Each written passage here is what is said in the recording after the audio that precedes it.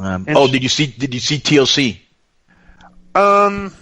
I did. Let me tell you what I watched. Okay, because unfortunately that show was on. There was another piece of programming on at the exact same time. You know what that other show was? Was it The Walking Dead?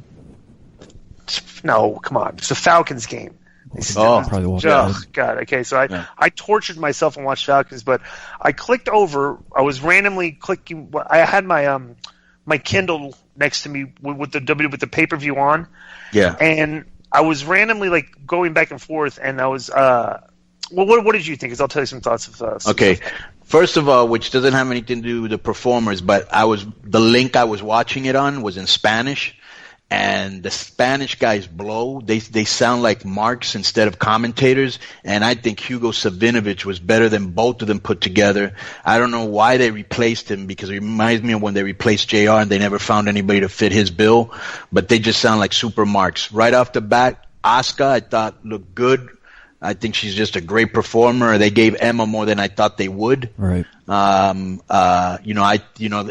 They made Emma look competitive, and she looked good. But I would have had her steamroll through Emma. Either way, it was a good match. The Cruisers are sad because people know WWE doesn't invest in them as much as they do on other, on their regular programming, and so the people aren't invested in their matches. And these guys deserve better. Wait a second. I'm going to call you out on that. Why do they deserve? What are they doing that they deserve better? Well, why don't you give them storylines and give them personalities and give them time to develop? Let me tell you something about these 205 matches. Well, Brian they Kendrick, all look exactly the same. I mean, like you can literally, you could take a match from like Raw like 3 weeks ago and have replayed it, and like you would have got probably the exact same thing. Bro, all the Cruiserweights do the exact same thing. They do these acrobatic moves, and they get up, and they find the hard camera, and they smile with this big smile. They show their teeth like they're so happy and smile. Have you noticed that? Well, I think all the baby faces are constantly smiling all the time. Maybe they're being told to face the hard camera and smile. How do you know? It sounds to me like they're all being instructed to do it. Look like, but I'm going to tell you that. What other people do the exact same thing? Cheerleaders. Well, that's what I'm saying. Maybe the Cruiserweights are being told to do that. Either way, bro, the bottom line is they deserve better. They got a lot of guys there that, their matches, a lot of them do look choreographed, but at the end of the day, if you can put a veteran in there to help them put together a good story, and you can get a good match out of them. The bottom, but to me, if you're not in a storyline, people don't give a shit. None of those guys are in any intriguing or interesting storylines. I don't even know why they have Cruiserweights. They should just have everybody wrestling against everybody. But anyways, I thought the Bliss and Mickey was a good match. They both came out stronger after this, which is what you always want. Wait a second. Can you hear me? Yes. Okay, time out. I'm going to disagree with you. Right. Okay, that these guys are just not giving us. Okay, what is making them do this thing and just smile in between all their moves and stuff and everything? Okay, I said I have a theory that maybe they're being told to do that backstage. If they're all doing that. We were never told to do that. Were we ever told what to do? Okay, we weren't told to do that, but maybe they are. I'm not sure. I'm saying maybe they are. Is that possibility within the realms of anything logical? Yeah. What if they're being told to do that? Hey guys, when you grab a hold, look at the camera, and if you're a baby face, look happy or smile. Could that have happened? Well, you need to be told that? I don't know. You actually bro. What kind of performers are these guys? If they have to be told that and they're following those instructions, bro, Vince doesn't care about that division. He shows he doesn't care, and he's always shown that. He doesn't care. Since he doesn't care, the writers don't put much emphasis on it because they're not being pressured to come up with good shit, and they suffer. But I've seen a lot of these guys before they got into WWE, especially like Rich Swann, and he had a ton of charisma and could get over. But they brought him in. They gave him JoJo gimmick after JoJo gimmick. There was one for a while he was dancing with Sasha that looked ridiculous. And bro, they just haven't. They people, like I said before, and you can disagree with this. Like I said before. WWE doesn't respect that division. The people know that they don't, so they don't give a shit. Or do you ever think that maybe the possibility exists that the way the reactions these guys get in front of 300 or 400 fans at indie shows doesn't resonate to performing in front of a large audience? That type of style. Bro, these guys getting reactions because they got personality? Or these guys getting reactions because they're performing scripted acrobatic, high-risk moves? Well, how can I mean, what are they getting? What is getting reactions for? Well, if what WWE did get the reactions for them? If WWE has been teaching their audience for years that they don't care about the Cruiserweight division, why is the audience going to care? They've been taught forever not to care about it. So that's where it is now. Bro, that makes it? Show me some proof of that.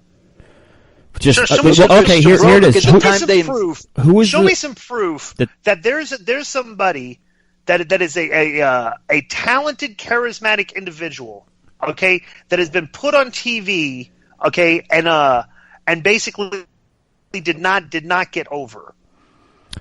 Rich Swann, Cedric Alexander. But wait. What do they do charismatically? What's their gimmick? What's Rich Swann's gimmick? Yeah, I mean that's a good question. I mean they don't really give him a Cedric gimmick. Alexander's gimmick? Same thing. What did you do if I'm going to imitate Cedric Alexander, Rich Swann? What am I going to do? You do a flip out of the ring.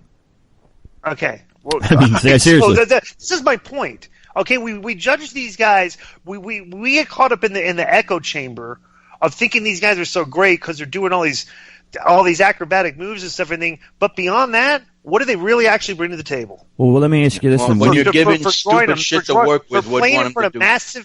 For playing in front of tens of thousands of people and millions of people at home, what are these people bringing to the table?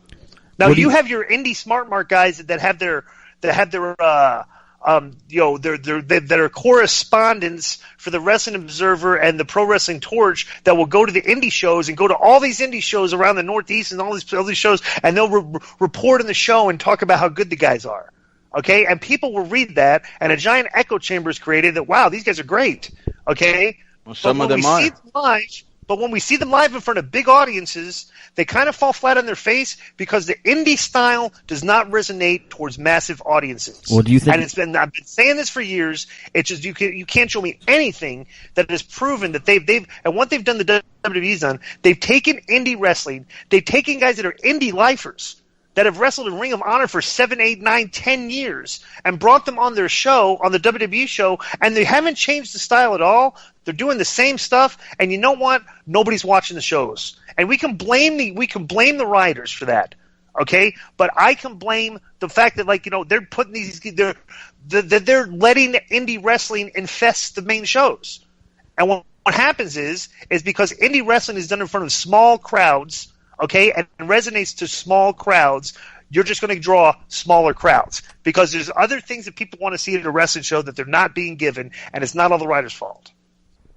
Well, I mean, Ring of Honor. I've seen a lot of indie guys. I've seen a lot of indie guys shine, whether it's Dean Ambrose or whether it's CM Punk, Daniel Bryan. What? CM Punk was a Ring of Honor guy. Daniel Bryan was a Ring of Honor guy. But what these guys did is they became big fishes in what became a small pond. Okay, like the WWE was the big pond. It was a big sea. 6, 7 million people were watching the shows. Now, as all of a sudden we've gotten the shows have dwindled in mass numbers as less and less people watch, and we're stuck with the hardcore wrestling fans. When a guy is good to them, it's like, wow, this guy's great. And it's like, well, half the audience kind of has quit watching over the years since these guys have been featured on the shows. They're big fish in the little pond. I mean, you can't sit there and tell me that the things that drew massive audiences of professional wrestling over the years, that they have not just taken away most of that from the show and featured guys that don't check the boxes in a lot of those categories. They don't look like – a lot of these guys do not look like wrestlers. And they may be great wrestlers, but not looking the part and not being charismatic enough and everything, sometimes that hurts your massive crowds. And couple that with the bad writing and the corny writing and writing conversations between these guys that no human being would ever have. Now imagine how it would look if they did have good writing and they let these guys show more personality. Whoa, what do you mean let these guys show more personality? Well, explain that. Obviously, they're not letting them do shit because they're just like, dang, hey, wait a second.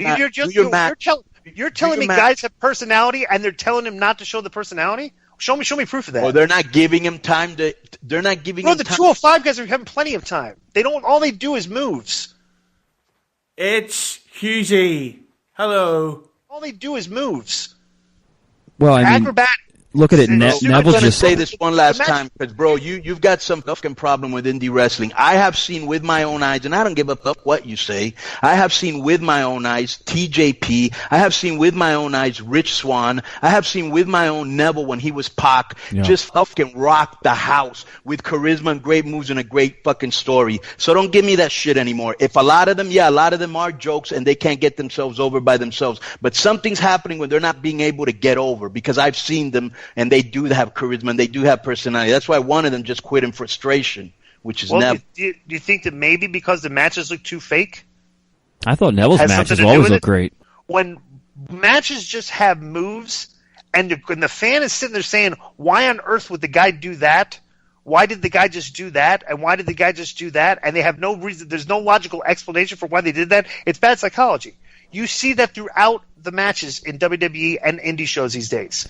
But we pop because they're acrobatic and they're showing athletic ability and they're showing good skill. But the whole concept of ring psychology has been thrown out the window and discounted.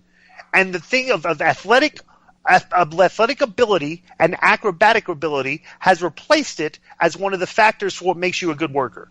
Okay? I'm just telling you right now, from what I've seen, I see guys that do it all the time, the psychology in the matches sucks. Well, across the board. The only guys that have good psychology are the top guys and the stuff that have decent psychology, but the mid-card guys, the 205 guys, the psychology is absolutely terrible. And it's hard and I'll say that's the main reason these guys are not getting over.